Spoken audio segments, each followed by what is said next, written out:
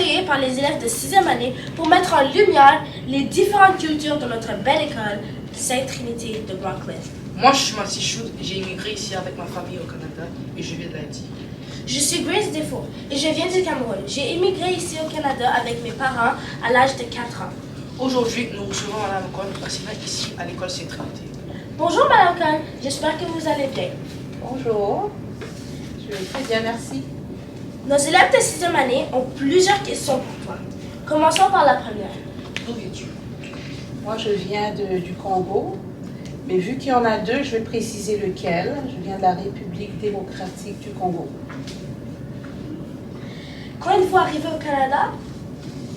Je suis arrivée au Canada en janvier 2002, en plein hiver, et j'ai débarqué à Montréal. Est-ce que c'était difficile? Est-ce que vous êtes venu avec votre famille? Non, je suis venue toute seule comme une grande, et j'avais 20 ans. Selon toi, quel est quelque chose de la culture qui est intéressant? Il y a beaucoup. Mais je vais parler de deux choses qui est connue aussi internationalement par rapport au Congo. C'est sa nourriture très variée. Parce que le Congo, c'est un très grand pays, donc du nord au sud, il y a plein de tribus, beaucoup de groupes ethniques. Donc du nord au sud, c'est pas toujours la même chose qu'on mange. Du coup, la nourriture est très variée, très riche et très bonne. Et l'autre chose, c'est au niveau culturel, il y a la musique. La musique congolaise, c'est une musique qui est très connue, non seulement sur le continent africain, mais aussi internationalement, sur d'autres continents aussi. Et moi, j'aime beaucoup, que ce soit la musique, que ce soit la nourriture, c'est la première chose que je consomme. Est-ce que vous avez un plat préféré congolais? Oui, le plat que j'aime le plus, c'est ce qu'on appelle le pondou. C'est des légumes, c'est des feuilles de manioc. Il y en a qui disent cassava, mais en Afrique, on dit plus manioc. Donc, on mange les maniocs, les tubercules qui poussent en dessous de la terre, un peu comme les pommes de terre. Ça, j'aime moins. Mais les feuilles, j'aime beaucoup parce que c'est très nourrissant. Ça se prépare toujours avec, on mélange toujours avec plein d'autres légumes, ce qui fait que ça donne un plat très nourrissant. Et ça a un très bon goût, j'aime ça. On va changer un peu de sujet. Est-ce qu'il y a une tradition que quand vous avez une culture, une tradition que vous gardez toujours à la maison, même en étant au Canada? Oui, un aspect de la culture auquel je tiens beaucoup et que j'inculque même à mes enfants, c'est le respect des aînés. Ok? Je dis toujours, par exemple, à ma fille, qui est plus jeune que son frère, qu'elle doit le respecter du fait de son droit d'aînesse. Parce qu'il est plus vieux que lui, il a plus d'expérience de vie, donc elle a plus à apprendre de lui, alors elle doit le respecter. Mais le respect n'est pas juste sens unique, bien sûr. Même les aînés doivent respecter les plus jeunes. Donc, je le fais aussi avec mon fils. C'est pas parce qu'elle est plus jeune que toi que tu ne lui dois pas du respect. Elle doit te respecter du fait que tu es plus âgé, tu as plus d'expérience de vie, tu as beaucoup plus de choses à lui apprendre. Mais toi aussi, en retour, tu dois lui démontrer le même respect. Est-ce qu'il y a un stéréotype de ta culture qui n'est pas vrai?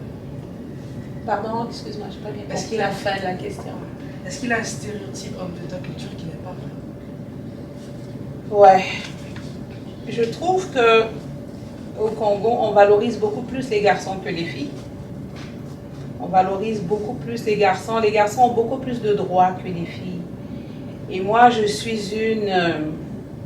crois que je suis une féministe dans l'âme. Et j'ai toujours dénoncé cela. Vous savez ce que ça veut dire féministe? Oui. Ok. Moi, je suis une féministe dans l'âme. Je défends les droits des femmes. Et je ne sais pas si je peux ouvrir une petite parenthèse. Je n'ai pas toujours été enseignante, moi. Moi, je suis devenue enseignante un peu à cause de mes enfants.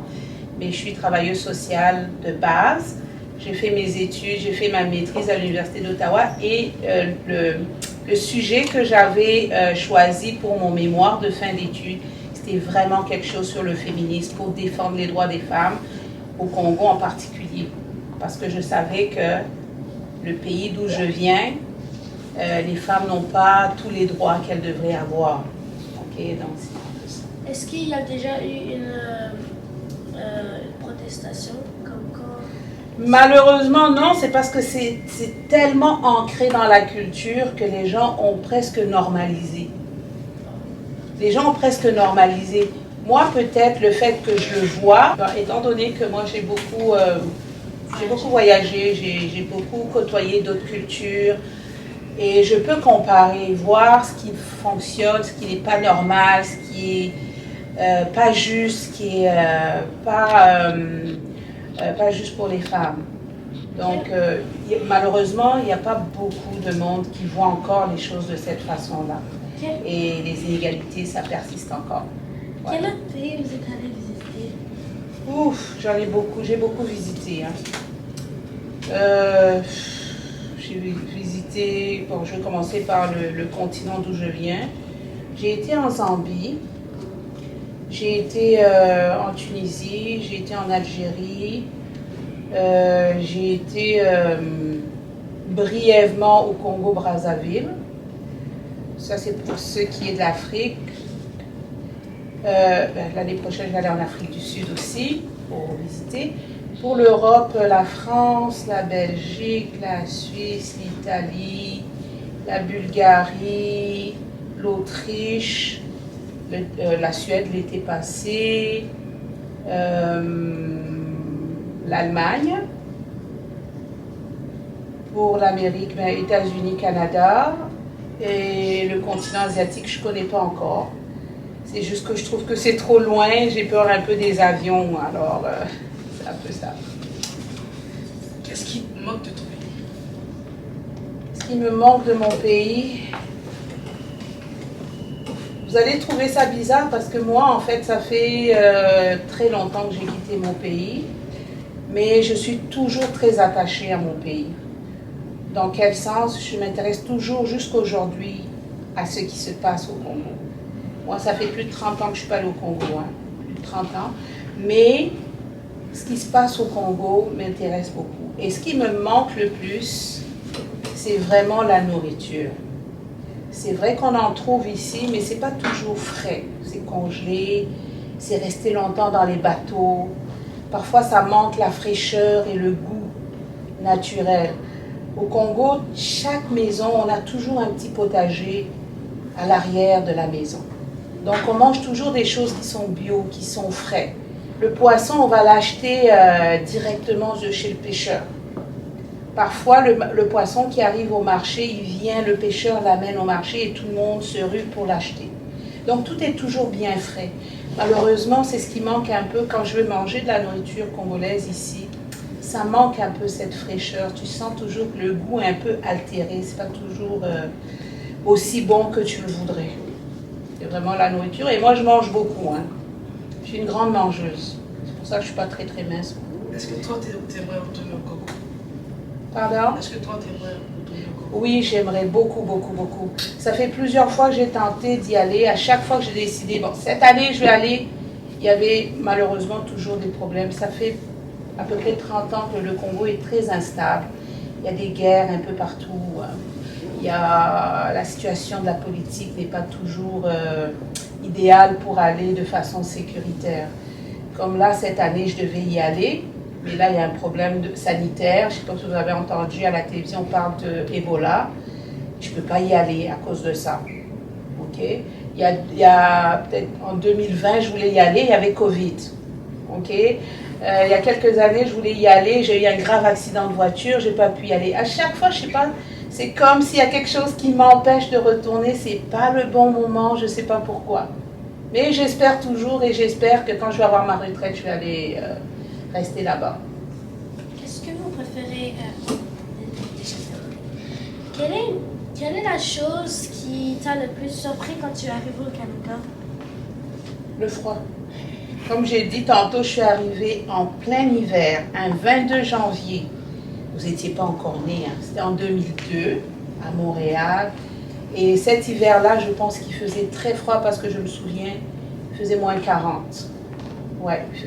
Et j'étais comme choquée. Je savais que le Canada, c'était un pays froid. Tu sais, quand tu es dans la théorie et quand tu es dans le réel, c'était vraiment un grand choc. Il faisait très froid, je ne voulais même pas sortir pendant plusieurs jours. Mais finalement, j'étais obligée de sortir. Il y avait des démarches que je devais faire, ouais. OK. Est-ce qu'il y a quelque chose que tu aimerais nous partager? Que tu nous as pas encore dit?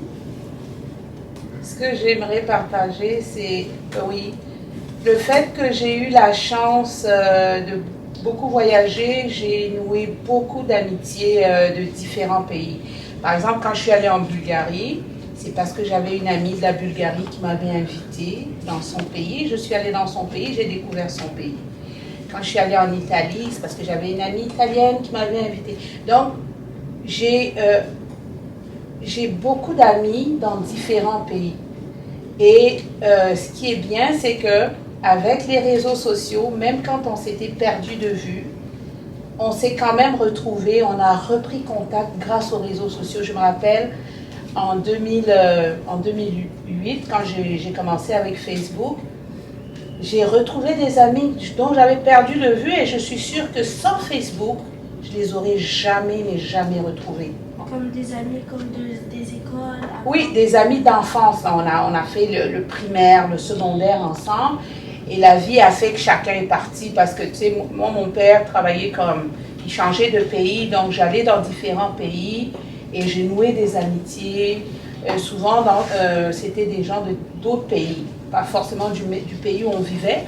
Et puis après, eux aussi changeaient de pays et puis après, on se perdait de vue. Et quand j'étais jeune, on s'écrivait des lettres. Je crois que vous ne connaissez pas ça du tout, du tout. Prenez une feuille, on écrit, on plie, on met dans une enveloppe, on va à la poste, on achète un timbre, on met dessus, on envoie, on attend 1 semaine, 2 semaines, la personne reçoit sa lettre, elle écrit. Aujourd'hui, on s'écrit, à un moment on a eu des courriels, on a commencé à communiquer par courriel. Puis là maintenant, on s'appelle WhatsApp, FaceTime, tout ça, on peut même se voir. Voyez-vous comment les choses ont évolué? Et c'est ce que j'aime. Ce que j'aime, c'est parce que toutes les relations que j'ai faites il y a 20, 30 ans, je suis encore en contact avec grâce aux réseaux sociaux. Merci. Merci beaucoup d'être venu avec nous aujourd'hui pour l'interview. Ça m'a fait plaisir. Merci.